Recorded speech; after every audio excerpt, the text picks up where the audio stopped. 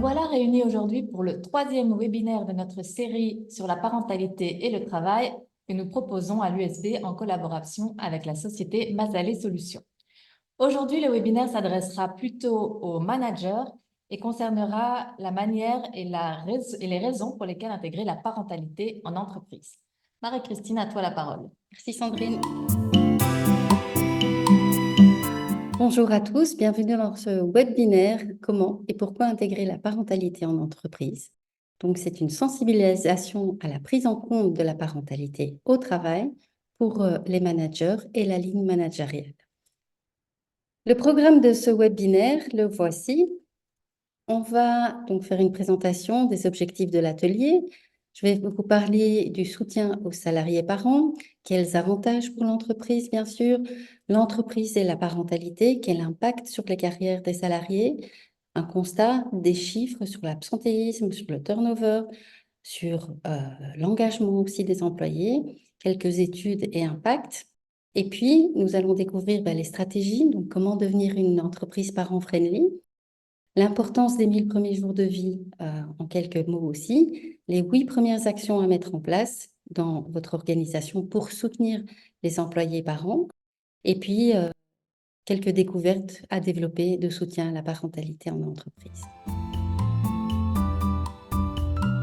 Donc, l'objectif de ce webinaire est de valoriser ce soutien à la parentalité en soulignant les avantages pour le succès de votre organisation. Je vais vous parler des outils pratiques et stratégiques qui ont déjà fait leur preuve dans la formation visant à optimiser la productivité et l'engagement de vos salariés. Ce webinaire mettra aussi en évidence comment concilier harmonieusement vie professionnelle et vie familiale, ce qui contribuera fatalement à réduire l'absentéisme en renforçant votre image marque employeur. Voilà, c'est découvrir comment promouvoir une culture d'entreprise, d'inclusion et complètement éthique en favorisant un environnement de travail où les talents parents peuvent s'épanouir en toute sérénité. Mais d'abord, faisons connaissance. Je suis Marie-Christine Watts, je suis consultante et coach parentale. J'ai cumulé plus de 20 ans d'expérience dans des grands groupes pharmaceutiques et commerciaux en tant que déléguée médicale spécialisée dans la nutrition infantile, d'où ma passion pour les 1000 premiers jours de vie. Et donc, fort de cette expertise, aujourd'hui, je soutiens la parentalité sous toutes ses formes, en œuvrant dans les entreprises pour intégrer de manière positive la prise en compte de la parentalité, en accompagnant les salariés, mais aussi les managers à équilibrer la vie professionnelle et la vie de famille.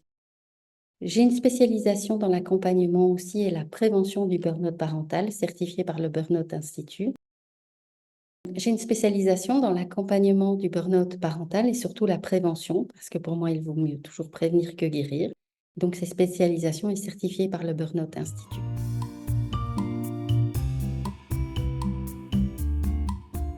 Alors, un voyage tout au long de la carrière. Je l'ai déjà mentionné dans d'autres webinaires, mais la parentalité va effectivement nous accompagner tout le long de notre carrière. En début de grossesse, ça peut être déjà un événement stressant pour une femme d'annoncer sa grossesse à son employeur. La naissance, l'arrivée d'un enfant, le début de la parentalité, les ajustements entre la vie professionnelle et la vie de famille, l'éducation des enfants, le développement de ceux-ci peuvent avoir un impact sur notre carrière aussi. Les transitions de vie, les étapes, le soutien des enfants à mesure qu'ils grandissent. Et puis en fin de carrière, on peut être amené à devoir s'occuper de nos parents plus âgés. Et donc là aussi, c'est une forme de parentalité. Donc, en résumé, la prise en compte de la parentalité est importante parce que ça va nous accompagner tout le long de notre carrière. Le soutien aux salariés parents, est-ce que ça a un avantage pour l'entreprise ou pour l'organisation? Voyons ça. Premier constat, première maternité en Belgique pour les femmes, le fait de devenir maman est en moyenne à 29 ans. Pour les pères, c'est une moyenne de 34 ans. La fécondité en Belgique chute, mais on reste quand même assez stable pour l'instant en Belgique avec 1,6 d'enfants par femme. Le nombre de naissances en Belgique est de 117 000 naissances en moyenne par an. Donc, c'était le cas pour 2019. Un autre constat, c'est les décès liés à la grossesse. On a les chiffres en France. Malheureusement, je les ai cherchés, mais je ne les ai pas eus en Belgique. Donc, les décès liés à la grossesse et à ses suites, dans la première année de vie de l'enfant, en France, se comptent entre 50 et 100 décès par an. Et donc, les causes principales de ces décès maternels sont les maladies cardiovasculaires, dues à une mauvaise hygiène de vie souvent, le suicide maternel ou l'embolie amniotique. Et donc, ce qu'il faut savoir, c'est que récemment, le suicide est passé comme étant la première cause de décès maternel des suites postpartum, de la dépression postpartum, qui n'est peut-être pas suffisamment identifiée. Et donc, c'est malheureux, ce sont des chiffres interpellants. Ce sont des réalités qui méritent quand même une attention particulière. On voit également que le congé des pères, le congé parental, ne représente que 1% des pères pour ceux qui prennent l'entièreté de leur congé parental. On ne parle pas du congé de naissance, mais bien d'un congé parental. Donc, c'est un constat, ce sont des choses à mettre sous loupe pour vraiment identifier dans votre structure, dans votre environnement, ce qui se passe. Mais voilà, c'est le cas, le premier constat en moyenne. Alors, autre constat, c'est l'évolution du marché du travail. On a vu ces dernières années une féminisation croissante, hein. On parle beaucoup d'égalité au travail, d'égalité de salaire. On voit maintenant que les femmes rattrapent les hommes au niveau du marché de l'emploi, mais ne sont pas encore au même niveau. Mais le taux d'emploi des femmes, par exemple, en 1983 est de 36%.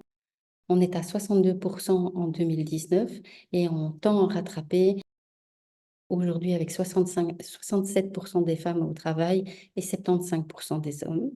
Mais il y a encore des disparités au niveau des heures de travail qui sont différentes. Donc les femmes sont plus en temps partiel que les hommes. Et donc le taux d'emploi converge, mais il y a encore du travail vers une égalité effective. Alors, les conséquences de la parentalité sur l'emploi des hommes et des femmes. C'est un tableau de Stade Bell qui est intéressant à voir. On voit que les personnes qui n'ont pas d'enfants, que ce soit femmes ou hommes, travaillent pour aussi dire de la même manière. Donc, on est 80% de femmes, 80% d'hommes. À partir de un enfant, on voit que 91% des hommes travaillent, 80% des femmes ne travaillent plus. Au niveau de 2 enfants, de nouveau, 94%, ça augmente pour les hommes, mais ça reste stable chez les femmes. 3 enfants et plus, et là, il y a une chute. On arrive à 59% des femmes qui travaillent et 87% pour les hommes. C'est toujours intéressant de voir ce genre de tableau et surtout que c'est une tranche d'âge qui concerne les 25-49 ans, donc en soi en âge d'avoir des enfants. Au niveau du temps de travail, donc selon l'horaire de travail des hommes, ici on a un tableau intéressant qui est pour 2022, bien sûr. On voit que le temps plein constitue la majorité de l'emploi des hommes avec 88%. On est à 11% de temps partiel, presque 12, 11,8. Donc voilà, ça c'est la proportion des hommes qui ont un temps partiel en 2022. Pour les femmes, on arrive quand même à un constat éloquent. On est à temps plein à 57% et 42,5% de temps partiel pour les femmes. On voit également les tranches d'âge qui sont intéressantes dans ce tableau. Donc voilà, les 25-34 ans sont majoritairement en temps partiel. Les 35-44 aussi. Et voilà, 45-54 ans également. Donc, c'est toujours intéressant de voir. Et une fois qu'on a pris le prix du temps partiel, rarement on reprend un temps plein.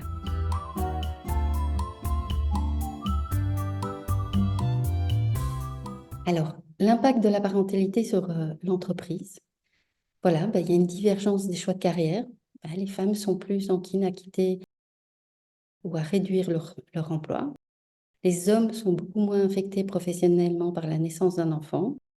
Il y a fatalement dans ce cas-là une conséquence sur les opportunités de salaire et de carrière. Donc, elles ont des réductions d'opportunités de salaire et les hommes, quand ils ont un enfant, à la limite, ils sont même plébiscités et ont un pouvoir de salaire supérieur. Donc, pour les hommes, le fait d'avoir un enfant, c'est une situation neutre ou n'a pas vraiment d'impact. Pour les femmes, une incitance à des réductions de salaire, d'où voilà, le temps partiel, évidemment. Donc, ça crée ce déséquilibre entre les sexes dans la conciliation travail-famille aussi.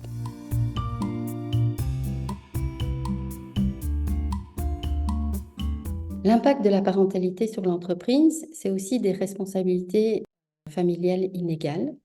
Les tâches ménagères et la prise en charge des enfants reposent encore principalement sur les femmes. Les dispositifs publics sont centrés sur les femmes. C'est aux femmes qu'on donne 3 mois de congé maternité et pas aux hommes. Alors bien sûr, c'est elles qui donnent naissance, mais si on donnait le même nombre de congés au père, il y aurait un équilibre qui se ferait. Donc les mesures sont axées vraiment sur les femmes et donc de ce fait-là, ce sont majoritairement les mères qui vont avoir cette responsabilité familiale. Donc il y a des stéréotypes de genre qui persistent et donc malgré l'éducation des femmes, statistiquement les femmes sont plus diplômées que les hommes, les normes de genre persistent et donc ça se retrouve en entreprise parce que les femmes font le choix d'un temps partiel, de réduire leur activité, etc. Donc, c'est aussi un défi pour l'économie et ces inégalités vont freiner la participation des mères au marché du travail et ça a un impact au niveau de l'économie aussi d'un pays. C'est un constat qu'il est important de comprendre et surtout de relever, tout simplement pour comprendre où on en est aujourd'hui. Alors, pourquoi voir ces chiffres? Ces chiffres sont importants pour comprendre et pour surtout promouvoir l'égalité des chances et optimiser la performance de votre structure ou de votre entreprise. Donc, on va sensibiliser. C'est pas du tout un côté féministe en disant les femmes ont moins de droits et moins accès à l'emploi, pas du tout. Donc, c'est juste de montrer une photo de ce qui se passe, du contexte actuel et de comprendre ces disparités pour pouvoir agir dessus. Donc, identifier les problèmes, mettre en lumière les défis auxquels les parents sont confrontés, qu'ils soient hommes ou femmes. Les hommes ont toute envie aujourd'hui, avec l'évolution des familles, l'évolution de la parentalité, de prendre leur rôle à bras-le-corps dans leur unité familiale, mais ils n'en ont pas toujours l'opportunité du fait que la société a mis en place des actions pour les mères pendant cette période-là. Et donc, voilà, c'est identifier ce genre de problème, mettre des actions correctives en place, permettre aux entreprises d'atténuer les conséquences négatives de la parentalité sur l'emploi. Il faut savoir que pour l'entreprise, les conséquences négatives de ne pas prendre en compte la parentalité, c'est la perte de talent. Vous avez des talents qui sont prêts à partir, à démissionner, à changer d'emploi parce que ça ne correspond pas à leur équilibre vie de famille, vie professionnelle. C'est une productivité qui peut être réduite avec un impact donc sur la disparité d'emploi. On peut avoir une image de marque qui est aussi affaiblie. Les inégalités de genre peuvent nuire à la réputation de votre structure et de votre entreprise aussi.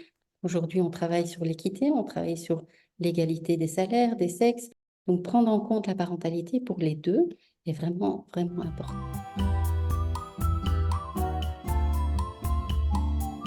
Quelques chiffres encore sur l'absentéisme. On voit une tendance à la hausse en Belgique au cours de ces 10 dernières années. Donc l'absentéisme en 2022 de courte durée a augmenté de près de 20% par rapport à 2021. C'est énorme. C'est un dépassement historique depuis 2014, même que l'absentéisme de courte durée dépasse celui de moyenne durée. Donc là aussi, peut-être à identifier. Par contre, on constate une stabilité des statistiques au niveau de la moyenne durée d'absence. Ça reste stable. Environ 13% des collaborateurs sont absents. Et puis l'impact global, donc il faut savoir en moyenne que par employé, il y a 6 jours non prestés perdus en 2022 en raison d'absence, quelle qu'elle soit.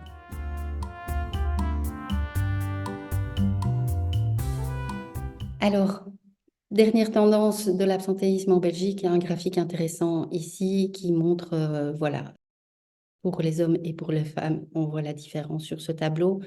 En moyenne, la maladie de 1 à 5 jours, on a 18% d'hommes, 19, presque 20% de femmes. 6 à 30 jours, on est à 15% pour les hommes et 20% pour les femmes. Plus de 30 jours, on monte à 12% et demi pour les femmes et 7% pour les hommes. Donc, c'est une augmentation significative de l'absentéisme de courte durée. Ça souligne quand même l'importance des facteurs sous-jacents et d'implémenter des mesures pour préserver la productivité et surtout le bien-être des collaborateurs. Et donc, cet absentéisme de longue durée persiste à la hausse sur le marché du travail.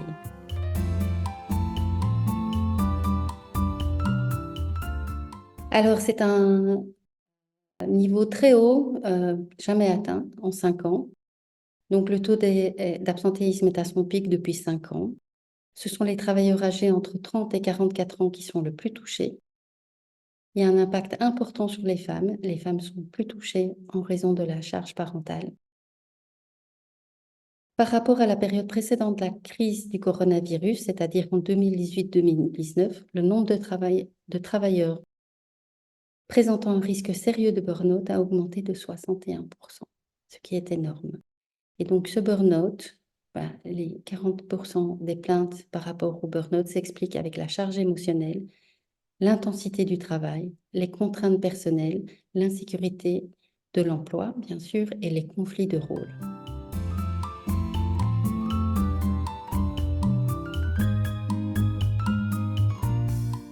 Je vous présente Juliette. Juliette gagne 2 500 € bruts par mois. Elle a été absente en 2023, 13 jours. Pour l'entreprise, cela représente une perte de 1 910 €, soit 13 fois 146 €. En coût total pour l'entreprise, ça revient à 1 910 €. Rien que pour Juliette, rien que pour ces 13 jours, imaginez une structure de 250 personnes. L'absentéisme coûte cher à l'entreprise et donc mettre des mesures de soutien peut apporter vraiment des solutions.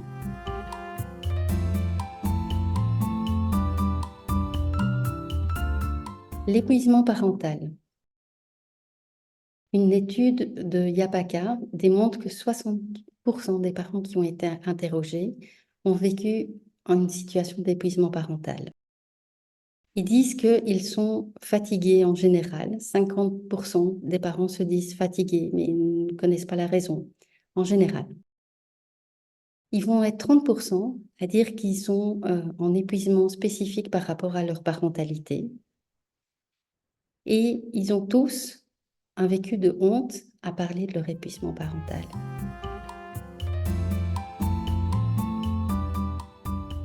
Des parents épuisés, ce sont des travailleurs épuisés. Il y a un lien étroit entre l'épuisement parental, l'impact direct sur les travailleurs. Et ça a un effet bien sûr sur le travail parce qu'un épuisement parental se traduit souvent par une diminution de productivité et de l'engagement au travail. Ça aura donc un impact sur l'entreprise avec une diminution de la performance globale et de la satisfaction. Et puis c'est un cercle vicieux. Le stress au travail peut aggraver l'épuisement parental et vice-versa. L'épuisement parental peut augmenter le stress au travail. L'entreprise peut jouer un rôle crucial en offrant des ressources et un soutien aux travailleurs des parents épuisés. L'épuisement parental, c'est aussi une souffrance cachée. Les parents ont honte et difficulté à en parler. C'est perçu comme honteux parce que peu discuté en raison du manque de reconnaissance sociale. On se doit, en tant que parent, d'être positif, bienveillant. Et cette pression, ce sentiment de ne pas atteindre l'idéal engendre des sentiments difficiles, complexes. Il y a une solitude, une culpabilité, une souffrance profonde qui se met en place. Et puis, il y a un impact sur l'isolation sociale. La honte renforce l'isolement sur soi et augmente la détresse aussi. Alors, il y a des ressources, mais auparavant, on était une communauté beaucoup plus solidaire. Aujourd'hui, on vit dans un monde qui est fort individualisé. Et donc, on n'a plus d'office ce village qui s'occupe des parents, des enfants, de nos vieux parents. Donc, il faut recréer ce lien crucial qui sont les cercles sociaux, les groupes de parents. On peut commencer aussi par l'entreprise en prenant en compte la parentalité. Ça peut être aussi un lieu où on se reconnecte en tant que parents. Et puis ne pas hésiter à faire appel à un soutien professionnel aussi, le cas échéant.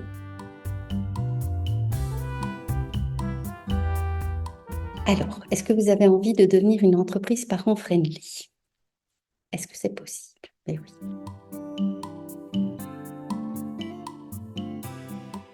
Je fais un point sur les 1000 premiers jours de vie parce que c'est une fenêtre cruciale, cette période, qui s'accompagne et qui mérite d'être mieux accompagnée en entreprise aussi. Donc, les 1000 premiers jours de vie, pour rappel, qu'est-ce que c'est? C'est la période qui va constituer de la conception, donc de l'enfant, jusqu'aux 2 ans de l'enfant. Durant cette période, il y a beaucoup de choses qui vont se passer et donc on va compter plus ou moins 270 jours de grossesse où la salariée sera au travail. Il y a la naissance et puis dans les mois qui suivent, elle revient travailler. Et donc c'est une période de vulnérabilité, mais aussi d'opportunité où l'entreprise peut faire en sorte que sa travailleuse revienne le plus en forme possible. Prendre en compte cette période est très importante.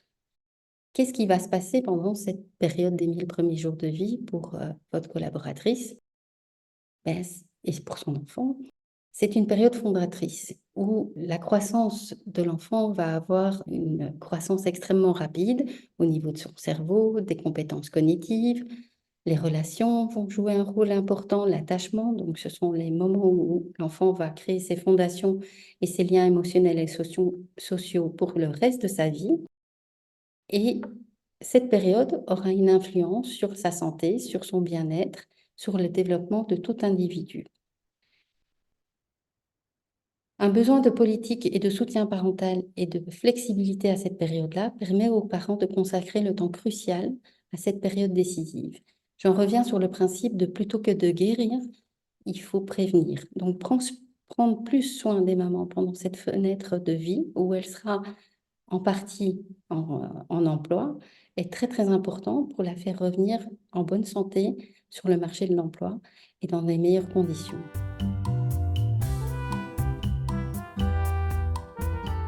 Les bienfaits pour la santé, le rétablissement de la maman pendant les 1000 premiers jours.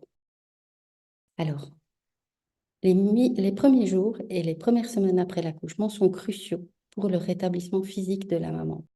Accorder du temps et des ressources pour se reposer et récupérer est essentiel pour la santé à long terme de votre collaboratrice.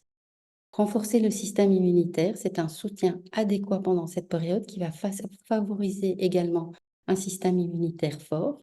Je m'explique, si une maman est stressée, si elle vit un stress intense au travail pendant sa période des 1000 premiers jours pendant qu'elle est enceinte, ça ne va pas renforcer son système immunitaire. Il est possible qu'il soit affaibli et de ce fait-là, avoir des épisodes d'absence beaucoup plus importantes par la suite. Donc, en aidant la maman à prévenir les maladies, à récupérer plus rapidement des éventuelles complications de la grossesse et de l'accouchement, en adaptant et en lui donnant des informations sur la nutrition, sur l'alimentation adaptée pendant ces 1000 premiers jours de vie pour elle-même, mais aussi pour son enfant, seront importants aussi pour un retour de travail en santé.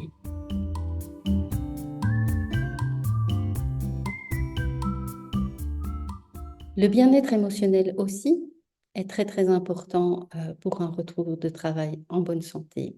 Accorder de l'attention, du soutien émotionnel à la mère pendant cette période peut vraiment l'aider à faire face aux défis du postpartum, tels que le baby blues, voire anticiper une possible dépression postnatale, et donc travailler sur son bien-être. Une maman qui annonce sa grossesse et qui est déjà stressée rien qu'à l'annonce d'une grossesse n'indique pas un bon présage pour la suite de sa grossesse au travail. Donc, elle doit sentir que c'est OK. Et donc, on va essayer d'éviter tout le stress possible pendant cette période-là. La grossesse n'est pas une maladie, mais certes, mais ce n'est pas non plus une période à minimiser. Donc, on ne peut plus être aujourd'hui, comme on le disait avant, enceinte discrètement. Une maman enceinte a besoin de reconnaissance et ça fait partie de son bien-être émotionnel. Donc, un rétablissement complet et un soutien adéquat pendant ces 1000 premiers jours de vie permettra à la maman de retourner au travail avec une santé physique et mentale optimale, favorisant ainsi une transition harmonieuse vers le rôle de travailleuse et son rôle de maman.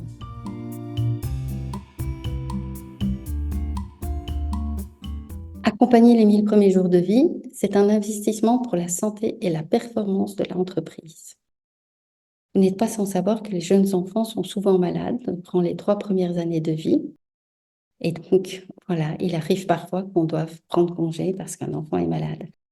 Investir dans les 1000 premiers jours de vie, ça veut aussi dire investir dans la santé de l'enfant à naître. Et donc, un enfant qui a beaucoup d'immunité grâce à une grossesse qui a été sereine et une alimentation adaptée et un environnement adéquat pendant ces 1000 premiers jours de vie sera potentiellement moins malade si elle aura eu accès à une alimentation saine, naturelle, par exemple l'allaitement, peut renforcer également son immunité. Donc, en investissant dans la prévention dès le départ, les entreprises peuvent réduire les absences des parents parce que les enfants seront peut-être et certainement moins souvent malades.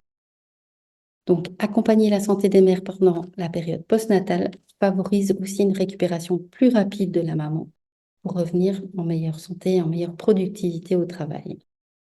Reconnaître et soutenir ouvertement la grossesse en entreprise contribue à réduire le stress de la maman et l'anxiété des parents, ce qui traduit aussi par une meilleure satisfaction au travail et une rétention accrue des talents.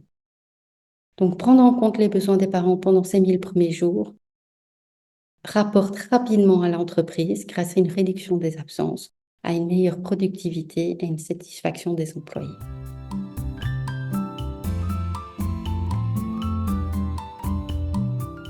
Prenez la prise en compte de la parentalité non pas comme un frein aux carrières des hommes et des femmes, mais plutôt comme un levier de performance. Quand vous examinerez vos chiffres sur l'absentéisme dans votre structure, qui se porte généralement malade? Pourquoi? Quelles sont les raisons? Ça vous permettra de comprendre si la parentalité a un impact dans votre structure sur l'absentéisme. Investir dans la parentalité, c'est un choix aussi stratégique pour la productivité, pour réduire les coûts associés au turnover, à l'absentéisme, au remplacement aussi. Ça va permettre une augmentation de l'engagement et ça va renforcer l'image de l'entreprise aussi. Et puis, vous allez aussi contribuer à l'égalité professionnelle et accroître l'épanouissement des salariés. Prendre en compte la prise en compte de la parentalité, c'est aussi renforcer l'engagement de votre entreprise à ses responsabilités sociétales envers la famille, la société, tout en contribuant à vos objectifs en matière de ESG.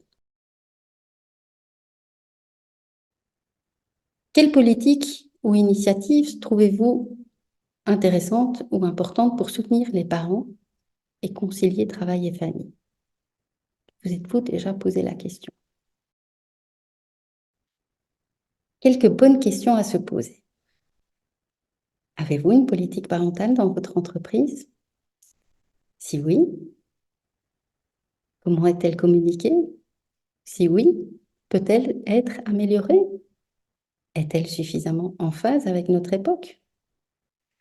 Savez-vous le pourcentage d'hommes et de femmes dans votre entreprise?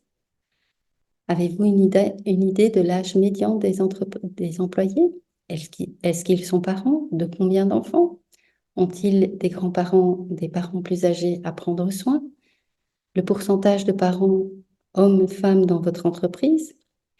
Et si on établissait une enquête interne, combien de vos employés connaissent l'existence d'une politique parentale? Qui se porte le plus souvent absent dans votre entreprise et pourquoi?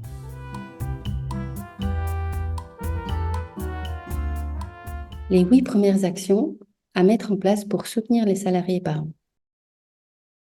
C'est un dessin que j'aime beaucoup parce qu'on parle beaucoup d'égalité au travail et c'est normal, mais il faut partir aussi du point de vue de l'équité parce qu'on ne part pas tous du même point de départ.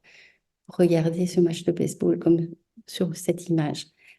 Ce qu'il faut savoir, c'est que parfois, quand je vais en entreprise, j'ai des contre-arguments qui me disent: «Oui, mais si je mets des choses en place pour les parents, les non-parents ne vont pas être d'accord». Il faut savoir qu'une politique parentale mise en place ou des mesures de soutien à la parentalité ne bénéficient pas qu'aux parents. En fait, quand on est non-parent, C'est pas pour autant qu'on n'a pas de famille et qu'on n'a pas de responsabilité. Donc, réfléchir à la parentalité dans son ensemble permet à tout le monde d'avoir l'opportunité de pouvoir s'occuper de ses proches, de son proche ou de ses responsabilités privées ou familiales. Et puis, un homme, jusqu'à présent, ne peut pas concevoir un enfant, donc les mesures doivent être aussi adaptées aux personnes qui portent les enfants, à savoir les femmes. Et donc voilà, c'est comme ça qu'on parle d'équité pour mettre en place ces premières actions. Ce qu'il faut savoir aussi, c'est que je vais vous parler des 8 premières actions, mais il y a plus de 100 actions à mettre en place qui peuvent soutenir les salariés parents en entreprise. La première action à mettre en place, c'est appliquer la loi et la communiquer clairement. Alors le problème à résoudre dans cette action, c'est que plus de la moitié des salariés parents déclarent mal connaître leurs droits liés à la parentalité. Et même le minimum de cadre légal n'est pas souvent respecté. Alors comment vous pouvez faire dans votre structure en tant que manager ou responsable? Recenser le support qui permet d'avoir ces informations de votre choix, que ce soit un guide papier, des affiches, l'intranet par exemple, où les droits des salariés parents sont repris, qu'ils proviennent de la loi ou bien de votre code du travail, des mesures de votre convention collective, peu importe de votre structure, mais recenser un support clair et précis pour pouvoir appliquer cette loi et la communiquer à vos salariés. Vous pouvez également créer un guide ou une politique parentale qui permet à la fois d'intégrer la législation qui est en vigueur et les avantages spécifiques offerts à votre entreprise, par votre entreprise. Qu'est-ce que ça coûte à votre entreprise? Pas grand-chose. Outiller les managers à mieux accompagner la parentalité et sensibiliser les managers à la discrimination. C'est l'action 2 qu'on peut mettre en place.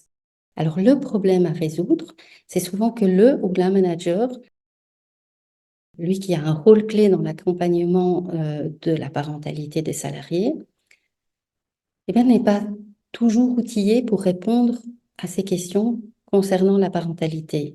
Et on voit que plus d'un tiers des femmes déclarent avoir eu le sentiment que l'annonce d'une grossesse a dérangé leur manager. La meilleure manière pour l'entreprise d'éviter cela, c'est de préparer les managers en amont et d'être à la hauteur en montant ses compétences et en montrant qu'ils ont un rôle et une mission d'information par rapport à ça. Donc, qu'est-ce qu'on peut mettre en place? Alors, mettez au moins une de ces actions que je vous invite à faire, c'est envoyer à tous vos managers ou à tous les responsables le guide, un one-page, et assurez-vous qu'il est lu sur les meilleures pratiques à l'annonce d'une grossesse, par exemple.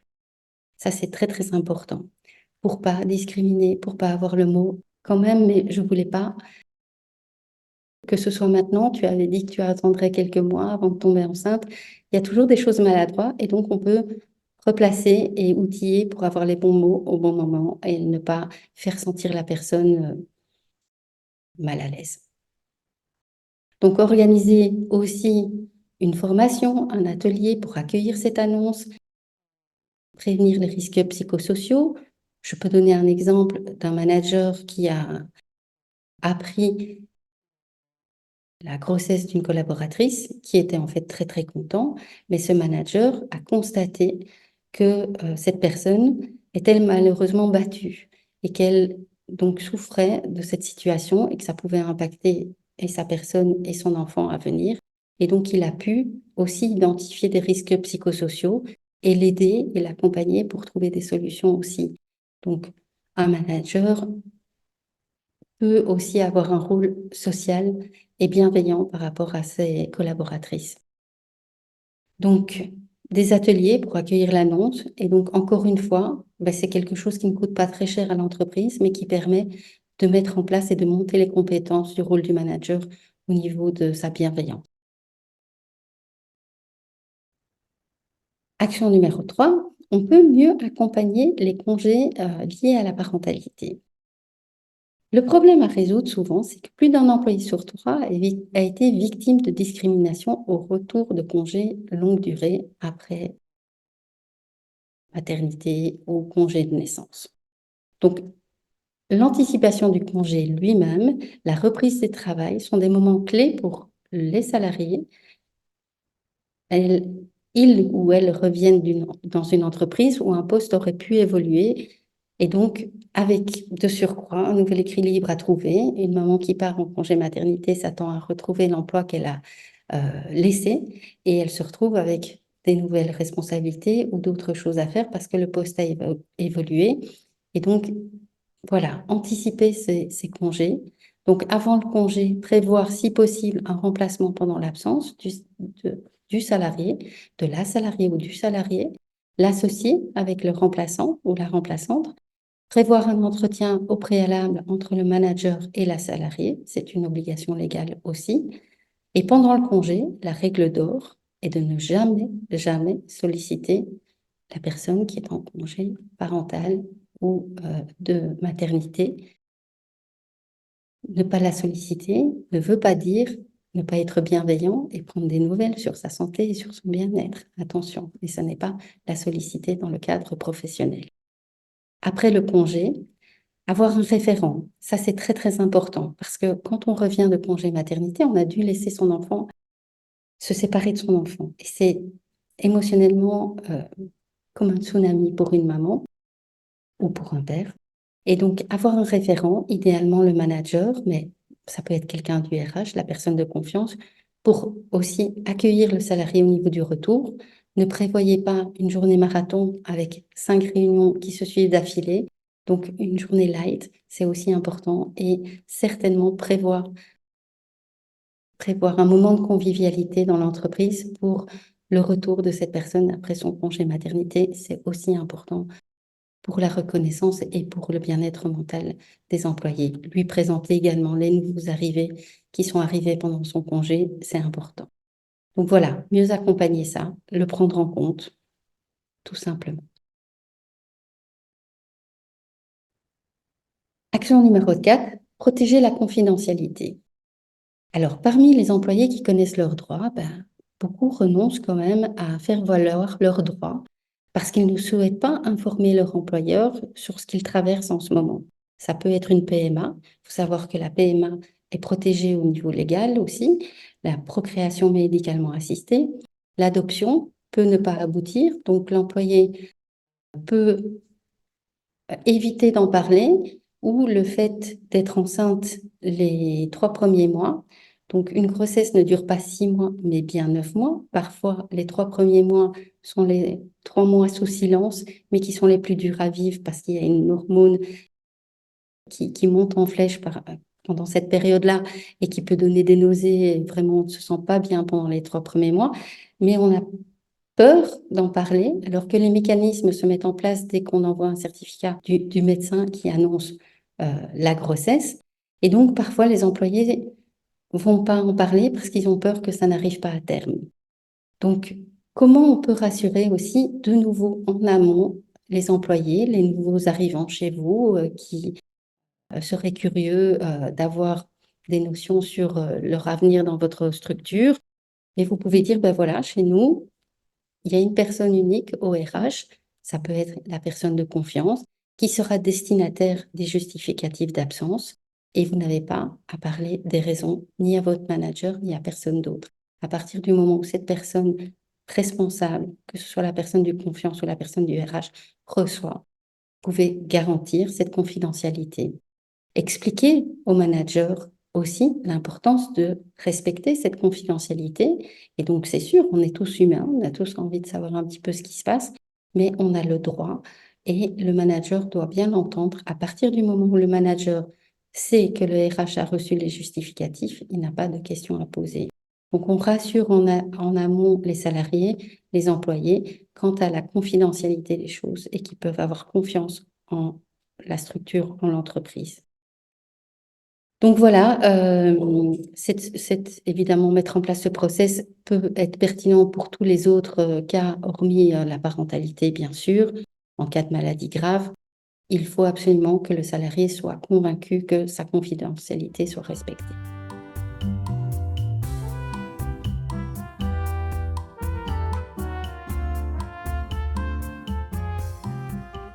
Action 5, offrir à tous les salariés dont les postes le permettent, bien sûr, 100% de télétravail. dans les moments clés qui précèdent ou qui suivent l'arrivée d'un enfant.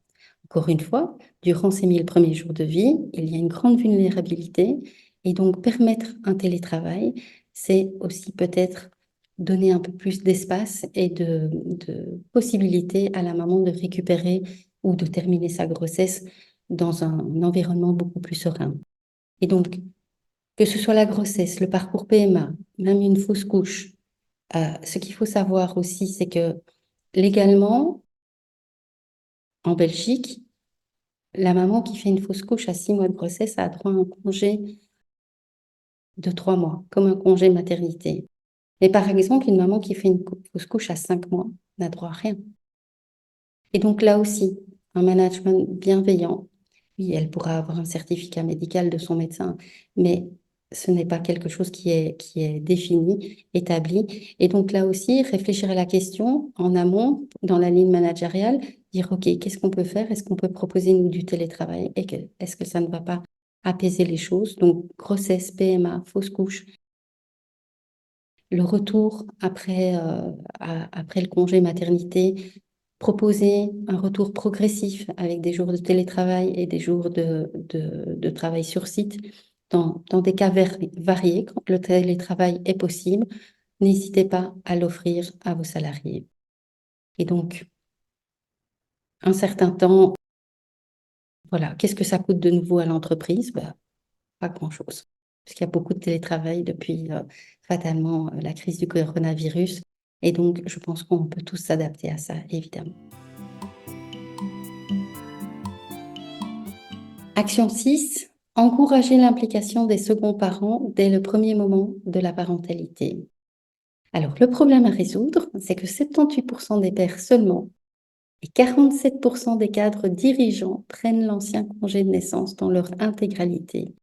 Et quand je dis l'ancien congé de naissance, c'est les 10 jours. On est passé à 20 jours, en tout cas en Belgique. Pour la Commission européenne, c'est différent, bien sûr. Mais donc, il a fort même à parier que ce soit encore moins maintenant. Et donc, il est nécessaire vraiment d'encourager tous les seconds parents à prendre leur congé dans leur intégralité, y compris les cadres dirigeants qui ont un devoir d'exemplarité. Le premier motif que les pères remontent par rapport au fait qu'ils ne prennent pas l'intégralité de leur congé de naissance et qu'ils ont senti que leur présence était vraiment requise au travail à cause d'un contexte spécifique, une restructuration, une absence de collaborateurs. Voilà, ils se sont sentis vraiment investis et qu'ils ne pouvaient pas prendre l'entièreté. Et c'est vraiment dommage parce que à ce moment-là, la maman a encore besoin de soutien. On est toujours dans cette fragilité et donc il ne faut pas que le père se désengage fatalement après la naissance. Donc, qu'est-ce qu'on peut mettre en place pour cette mesure? Il faut l'inscrire clairement dans les objectifs des managers et ne pas solliciter ce manager ou ce cadre dirigeant pendant son congé. Encourager vraiment le second parent à prendre l'intégralité de ces 20 jours, en l'occurrence pour le droit belge, mais pour la Commission européenne, prendre ce qui est octroyé, demander au manager de le prendre pour une question d'exemplarité aussi, pour l'équité, pour tout le monde, donc pour faire sens et que les futures générations puissent le faire également. Autre mesure d'implication qu'on pourrait prendre aussi pour encourager l'implication du second parent, c'est autoriser le second parent à se rendre à l'ensemble de 7 examens obligatoires de grossesse. Donc le suivi grossesse qui se fait chez le gynécologue ou la sage-femme, bien sûr. Donc la maman a le droit de s'absenter du travail pour aller se rendre à ces examens médicaux. Et ça, sans perte de salaire. Autoriser le père à l'accompagner en rémunérant ce temps, comme c'est le cas pour la maman. Et donc là aussi, c'est permettre et encourager l'implication du second parent.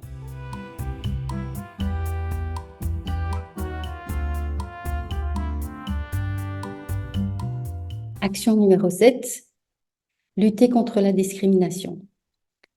Le problème à résoudre, c'est que souvent, un événement heureux peut être vécu négativement par l'entreprise ou la structure. Chaque année, il faut savoir que l'Institut de l'égalité des chances reçoit de nombreuses plaintes de travailleuses discriminées pour leur maternité. L'Institut de l'égalité des chances reçoit également beaucoup de demandes d'informations sur la législation. Alors, qu'est-ce qu'on peut mettre en œuvre? Comment on va mettre en œuvre cette mesure aussi? Donc, reconnaître les préjugés et la discrimination, c'est une première chose. Et puis, la prévenir aussi, cette discrimination. On va lutter contre, bien sûr. On peut regarder le guide de la grossesse au travail qui a été fait par l'Institut de l'égalité des chances et des hommes et qui est très, très bien fait, qui vous apporte beaucoup de pistes de solutions pour prévenir de cette discrimination, justement, et faire un atelier pour une maternité sans discrimination.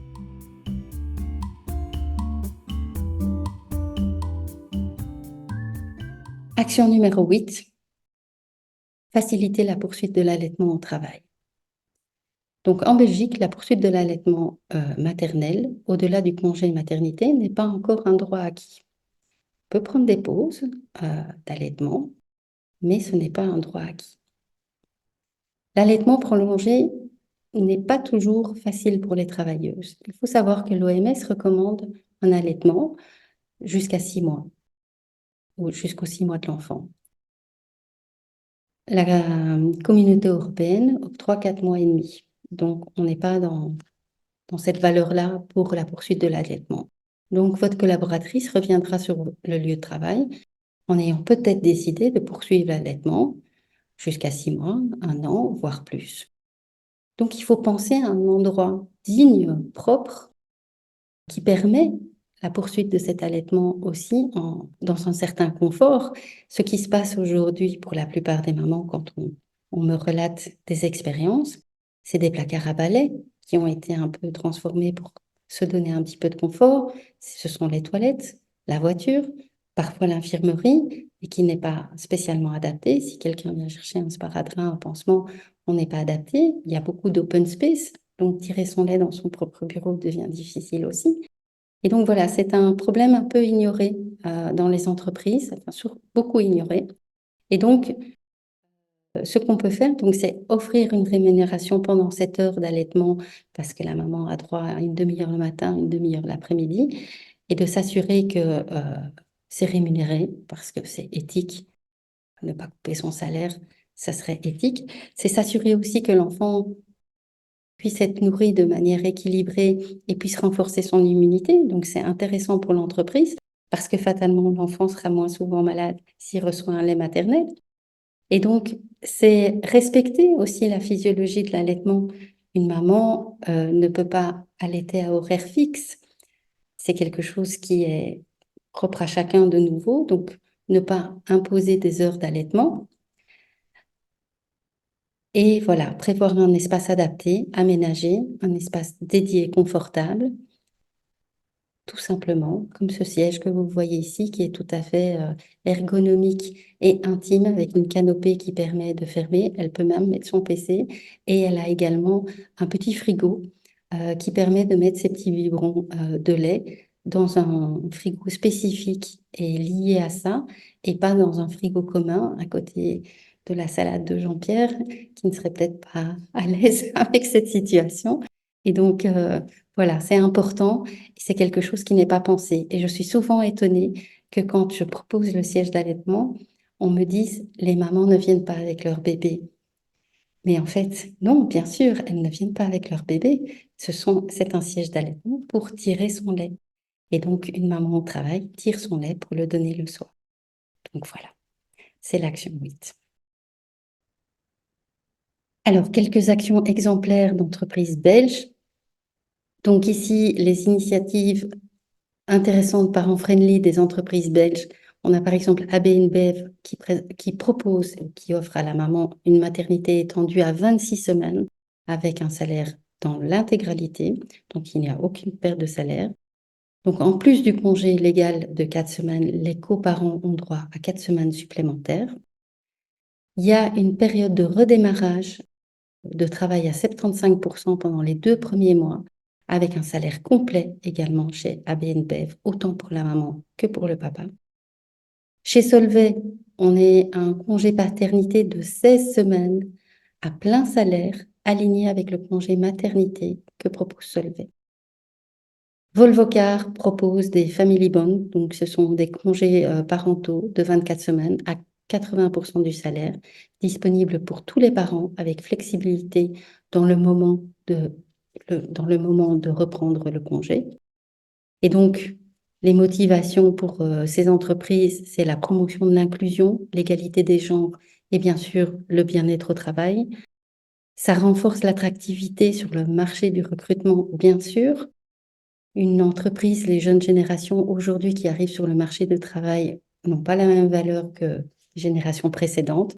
Et donc, ils veulent une qualité de travail et une qualité de vie également. Et donc, ils vont être peut-être plus attentifs à ça qu'au salaire. Donc, c'est très important aussi de renforcer cette attractivité pour les nouvelles générations qui arrivent. Donc, ces initiatives dépassent largement les standards légaux, bien sûr, et sont étendues à l'échelle européenne pour AB InBev et mondiale pour Solvay et Volvocar.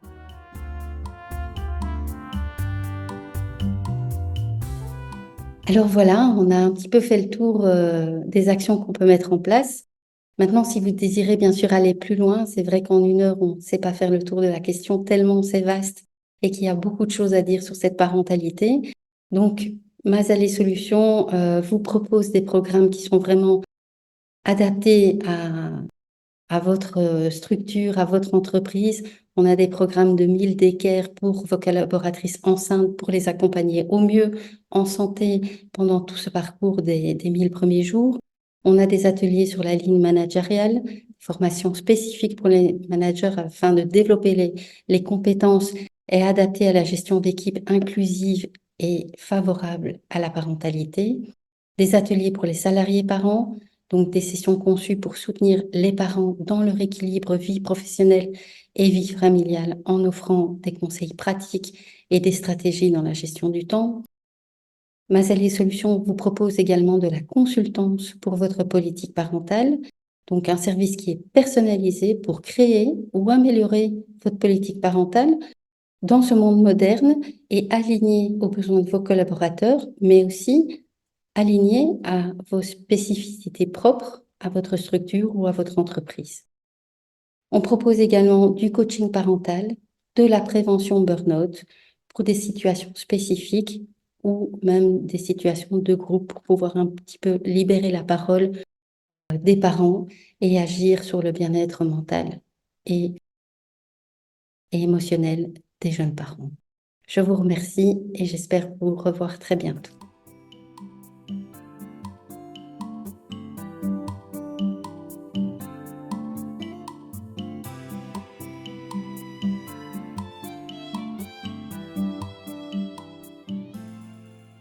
Nous voilà arrivés à la fin de notre série de 3 webinaires sur la parentalité et le travail. On espère que vous aurez appris des choses. N'hésitez pas à revenir vers nous si vous avez des questions et on pourra vous mettre en contact avec Mazalé Solutions. En espérant vous retrouver. Au revoir. Merci, à bientôt.